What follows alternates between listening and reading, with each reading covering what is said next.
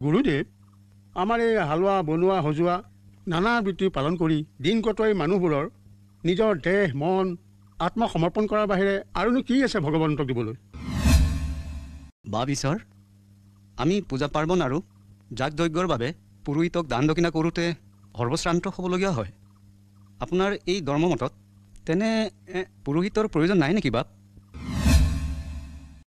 ৰাম নামেই সাৰ, ৰাম নামেই জগতক কৰিব উদ্ধাৰ। হৰিৰ নাম শ্ৰৱণ কীৰ্তনত মজিব পাৰিলেই জীৱনত প্ৰকৃত আনন্দ লাভ কৰিব। গুৰুদেৱ, আমাৰ এই হালোৱা বনোৱা সজোৱা নানা বৃত্তি পালন কৰি দিন কটোৱা এই মানুহবোৰৰ নিজৰ দেহ মন আত্মসমৰ্পণ কৰাৰ বাহিৰে আৰুনো কি আছে ভগৱন্তক দিবলৈ? ভক্তৰ পৰা আৰু কিয়েই বা বিচাৰে? সৰ্বজগতৰ মহিয়ান স্ৰষ্টা ভগৱানে দুখীয়াতকৈ দুখীয়াজনৰো ভগৱানক দিব পৰা এখন হৃদয় আছে, এখন অন্তৰ আছে। এই হৃদয়ৰ কোনো ৰূপ বা ৰং নাই, কোনো জাতি বা ধৰ্মও নাই।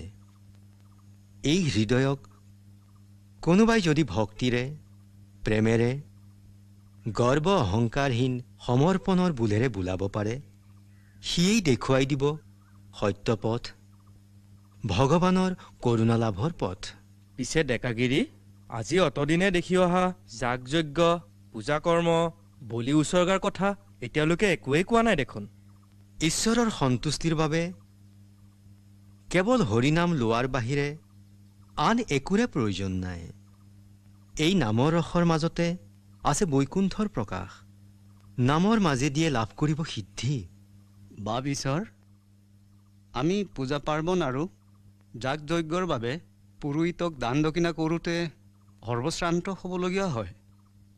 আপোনাৰ এই ধৰ্মমতত তেনে পুৰোহিতৰ প্ৰয়োজন নাই নেকি বাপ? ঈশ্বৰক ভক্তি কৰিবলৈ কোনো পুৰোহিত নালাগে, গতিকে দান দক্ষিণাৰো কোনো প্ৰয়োজন নাই। এৰা, ভগৱানক আৰাধনা কৰিবলৈ ধন বিদ ঐশ্বৰ্য সম্পদ একোৰে প্ৰয়োজন নাই, লাগে মাথো ভক্তি আৰু প্ৰেম। ধন্য শংকৰদেৱ, তুমি ধন্য, তুমি প্ৰকৃত সত্য উপলব্ধি কৰিছা, তুমি ধন্য।